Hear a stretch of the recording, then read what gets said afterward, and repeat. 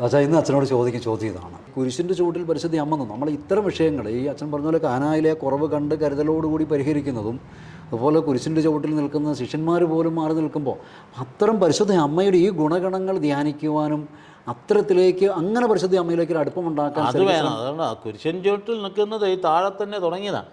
ബേത്ലഹേം എന്ന് പറയുന്ന പുൽക്കോട് ആ കാൽവരിയുടെ നിഴലാണ്. അവിടെ നിൽക്കുന്ന അമ്മ കുരിശിൻ ചുവട്ടിൽ നിൽക്കുന്ന പോലെ തന്നെയാണ്. കാരണം അമ്മയ്ക്ക് അറിയാൻ വരാൻ പോകുന്നത് എന്താണെന്ന്. ആ കുഞ്ഞിനെ കൊണ്ട് കാഴ്ച വെച്ചപ്പോൾ അതിൻ്റെ ഹൃദയം ഒരു വാളാൽ പിളർക്കപ്പെടുമെന്ന് പറഞ്ഞ മനസ്സിലിരിപ്പുണ്ട്. ആരോടൊന്നും മിണ്ടാതെ ഹൃദയത്തെ സംഗ്രഹിച്ചു അത്. അപ്പോൾ ഷീ ന്യൂ ദാറ്റ്. അത് അറിയാമായിരുന്നു, അത് അപ്പനും അറിയാമായിരുന്നു. അങ്ങനെ ഇരിക്കുമ്പോൾ ഉണ്ടല്ലോ ഈ പാട്ട് സ്വന്തം നാട്ടിൽ തന്നെ പരിത്യജിച്ചു, തിരസ്കരിക്കപ്പെട്ടു, സ്വന്തം രാജ്യം തിരസ്കരിച്ചു. അത് എടുത്തുകൊണ്ട് പൊക്കോളാൻ പറഞ്ഞില്ലേ. അപ്പം അങ്ങനെയാണെന്ന് വെച്ചാൽ ഈ അരുളപ്പാട് ഗബ്രിയേൽ ദൂതൻ വന്ന് അറിയിക്കുന്ന നിമിഷം മുതൽ അവസാനം വരെ പരിശുദ്ധ അമ്മയുടെ ഒരു കുരിശിൻ്റെ വഴി തന്നെയാണ്. അത് തന്നെയാണ്. അതായത് കർത്താവിൻ്റെ ലൈഫിൻ്റെ അതേ ഭാഗം തന്നെയാണ് അമ്മയിലേക്ക് വരുന്നത്. അവിടെ നിന്നിട്ട് തന്നെ അമ്മ അനുഭവിക്കുന്ന വേദന കഠിനമാണ്. സംശയത്തിന് വിധേയായില്ലേ. ആര് പറഞ്ഞാലാണ് വിചാരിക്കുന്നത് ഇതാ പരിശുദ്ധാത്മാവിലെ ഗർഭസ്ഥയായെന്ന് പറഞ്ഞ് ആരന്ന് വിശ്വസിക്കാനാ? ഇന്ന് വിശ്വസിക്കാത്തവരില്ലേ? ഉണ്ട്. അതേസമയത്ത് പ്രവാചകമോളെ ക്ലിയറായിട്ട് പറഞ്ഞു. ഏശയ്യാ പുസ്തകത്തിൻ്റെ 7-ാം അധ്യായം 14-ാം വാക്യത്തിൽ പറഞ്ഞ് കന്യക ഗർഭം ധരിച്ച ഒരു പുത്രനെ പ്രസവിക്കും, അവൻ എമ്മാനുവേൽ എന്ന് വിളിക്കപ്പെടും. ഇതേ തിരുവചനം തന്നെ മത്തായി 1:23 എടുത്ത് ഉദ്ധരിച്ചു. ആ പ്രവചനം ഇതാ ഇവിടെ പൂർത്തിയാക്കപ്പെട്ടിരിക്കുന്നു പറയും. അമ്മയ്ക്കത് അറിയാം. അമ്മയ്ക്ക് അറിയാമെന്ന് പറഞ്ഞിട്ട് കാര്യമുണ്ടോ? ബോധ്യപ്പെടുത്താൻ അമ്മ ഇറങ്ങി തിരിച്ചില്ലല്ലോ. അമ്മയെ അത് സഹിക്കുകയായിരുന്നു ചെയ്തു. അതുകൊണ്ട് ഉടനെ ഇവിടുന്ന് പൊക്കോളാണ് ഈജിപ്തിലേക്ക്. അപ്പോൾ അത് ദൈവത്തിൻ്റെ പദ്ധതി. അതിനും പ്രവചനമുണ്ട്. ഈജിപ്തിൽ നിന്ന് എൻ്റെ പുത്രനെ വിളിച്ചു. എന്നാ പോക്കായിരുന്നത്. നമ്മൾ അവിടുന്ന് ഇപ്പോൾ ഇസ്രായേൽ സന്ദർശിക്കുന്നവരെ ഇസ്രായേലിൽ നിന്ന് ഈജിപ്തിലേക്ക് പോകാൻ എനിക്ക് തോന്നുന്നു 2 ദിവസം ഫുള്ള് ബസ് യാത്രയാണ്. 2000-നടുത്ത് കിലോമീറ്റർ വരും.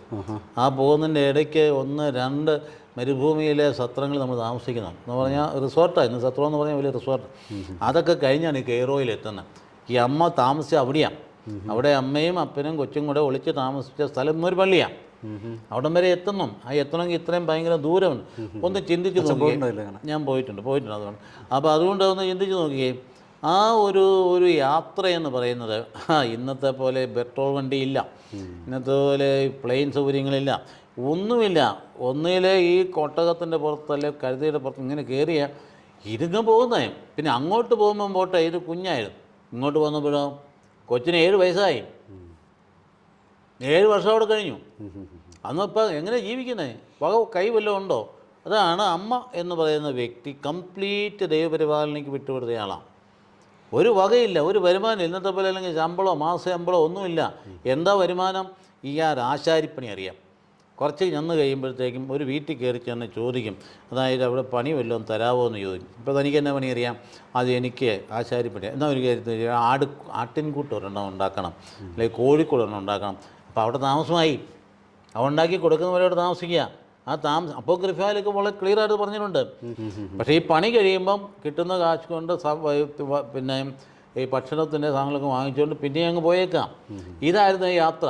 എത്ര മാസം എടുത്തായിരിക്കും ചെന്നതെന്ന് നമുക്ക് ഊഹിക്കാൻ പോലും പറ്റില്ല. 1000 കിലോമീറ്ററോളം പോയില്ലേ. അത് ഈ ഇന്നത്തെ പോലെ വഴി വല്ലതും ഉണ്ടോ? അപ്പോൾ ശരിക്കും ആ യാത്രയും ശരിക്കും ചിന്തിക്കുമ്പം അതായത് ഇസ്രായേൽക്കാർ നടത്തിയ യാത്ര പോലെ അത് തന്നെയാണ്. അതായത് കുരിശിൻ്റെ വഴി തന്നെയായത്. സത്യത്തിൽ കർത്താവിൻ്റെ കുരിശിൻ്റെ വഴിയേക്കായിൽ ക്ലേശപൂർണ്ണമായ വഴിയായിരുന്നു അമ്മയുടെ കുരിശിൻ്റെ വഴി. അമ്മയോട് അടുക്കുമ്പോൾ പഠിക്കേണ്ട പാഠം ഇതാണ്. നമ്മുടെ കുടുംബങ്ങളിൽ അമ്മമാരെ പഠിപ്പിക്കേണ്ടത് തന്നെയാണ്. അമ്മ എന്ന് പറയുന്ന പരിശുദ്ധ ദൈവമാതാവ് നടന്നു നീങ്ങിയത് കണ്ണുനീരിൻ്റെ താഴ്വരയിലൂടെയാണ്. അതിഭയങ്കരമായ ക്ലേശത്തിലൂടെയാണ്. ഇങ്ങനെ ഈ രീതിയിൽ പ്രീച്ചിങ് കൊടുത്താൽ സഭയിലും വിശ്വാസങ്ങളിലും നല്ല രീതിയിലുള്ള മാറ്റം ഉണ്ടാകേണ്ടതാണ്. ഇനി അതുപോലെ അവിടെ ചെന്ന് താമസിച്ചെന്ന് വിചാരിച്ചു. അവിടെ ചെന്ന് താമസിച്ചതിന് ശേഷം എന്നാ പറയുന്നത്? ശത്രു ഇതാ മരിച്ചിരിക്കുന്നു, അതുകൊണ്ട് പോരെ ഇങ്ങോട്ട്. മുഴുവൻ ദൈവനിവേശനമാണ്. ഈ അമ്മ കുരിശിൻ്റെ വഴി കർത്താവ് കുരിശിൽ കയറുന്നതിന് മുമ്പ് തന്നെ, കർത്താവ് കുരിശ് എടുക്കുന്നതിന് മുമ്പേ കുരിശിൻ്റെ വഴി നടന്നിരുന്നു. അപ്പോൾ ആ അമ്മയ്ക്ക് വിഷമമില്ലായിരുന്നു ഈശോ കുരിശിൻ്റെ പുറകെ പോകാനായിട്ടും. അപ്പോൾ ജീവിതം മുഴുവൻ അങ്ങനെ തന്നെയായിരുന്നു. അതുകൊണ്ട് ആ ജീവിതത്തിൻ്റെ അവസാനം വരെയും അത് ഈ കൊച്ചു വന്ന് അടുത്ത വിഷമം തന്നെ 12 വയസ്സായപ്പം കണ്ടില്ല. ആലോചിച്ച് സ്വാഭാവികമായി ഒരു അമ്മയ്ക്കുണ്ടാകുന്ന ഉൾക്കണ്ടേ. 12 വയസ്സായപ്പോഴത്തേക്കും യഹൂദൻ്റെ പാരമ്പര്യം അനുസരിച്ച് 12 വയസ്സായ പ്രായപൂർത്തിയായി. പിന്നെ അവനെ അന്വേഷിക്കേണ്ട കാര്യമില്ല. 12 വയസ്സ് കഴിഞ്ഞ് അവൻ്റെ ദേവാലയത്തിനാളെ സ്ഥലം മാറി. അവൻ മുതിർന്നവരുടെ കൂടെയാണ്. അതുവരെ അമ്മയും കുഞ്ഞുമായിട്ടൊന്ന് ഇരിക്കാം, പിന്നീട് പറ്റില്ല. അപ്പോൾ അവനെ കണ്ടില്ല. അപ്പം ആ ബന്ധുക്കാരുടെ കൂടെ കാണുമെന്ന് അമ്മ വിചാരിച്ചു. കണ്ടില്ല എന്ന് പറഞ്ഞപ്പം പരവേശമായില്ലേ, ആ സംഭവം നമുക്കറിയാമല്ലോ. തിരിച്ചു പോന്നു. പോന്നു കഴിഞ്ഞപ്പം കൊച്ചെവിടെയാണ് നിൽക്കുന്നത്? വേദശാസ്ത്രം നടുവിൽ നിന്നോട് തർക്കിക്കുക, പള്ളിക്കുറത്തി പോകാത്തവൻ ആലോചിച്ച് നോക്കി. അതിഭയങ്കരമായിട്ടുള്ള ഒരു വേരിയ കാണും. അപ്പോൾ അമ്മ ചെന്ന് ചോദിച്ചു, മോനെ നീ എന്ത് പണിയാണ് കാണിച്ചേ? നീ നിൻ്റെ അപ്പനെ ആദ്യം പറയും, നിൻ്റെ പിതാവും ഞാനും. അപ്പോൾ പിതാവിനെ ബഹുമാനിക്കുന്നുണ്ടോ? നിൻ്റെ പിതാവും ഞാനും നിന്നെ തേടി അലയുകയായിരുന്നു. അത് പറഞ്ഞപ്പോഴാണ് മറുപടി, എൻ്റെ പിതാവിൻ്റെ കാര്യത്തിൽ ഞാൻ വ്യാപൃതനായിരിക്കേണ്ടവനല്ലേ, എന്തിനാണ് എന്നെ അന്വേഷിച്ചതെന്ന്. അപ്പോൾ അവിടെ പിതാവെന്ന് പറഞ്ഞതിൻ്റെ മറുഭാഗമാണ്, എൻ്റെ പിതാവിൻ്റെ കാര്യത്തിൽ ഞാൻ വ്യാപൃതനായിരിക്കേണ്ടതല്ലേ എന്ന് ചോദിച്ചിട്ട് ആ സംഭവം നമുക്കറിയാം. അപ്പോൾ അനുഭവിച്ച വേദന എന്ത് ഭയങ്കരമായിരുന്നു. ആ വേദന അനുഭവിച്ചു, ഭയങ്കരമായിട്ട് അനുഭവിച്ചു. അത് കഴിഞ്ഞ് പോരുന്ന അവസരത്തിലാണ് നമുക്കറിയാം പിന്നെ ഈ കൊച്ചു വളർന്ന് വീട്ടിൽ വന്ന് അതിനെ വളർത്തിയെടുത്തു. അത് 30 വയസ്സ് വരെ കർത്താവ് എവിടെയായിരുന്നു ഭയങ്കര ചർച്ചയല്ലേ ഇപ്പം നടക്കുന്നത്. കർത്താവ് അവിടെ തന്നെയായിരുന്നു.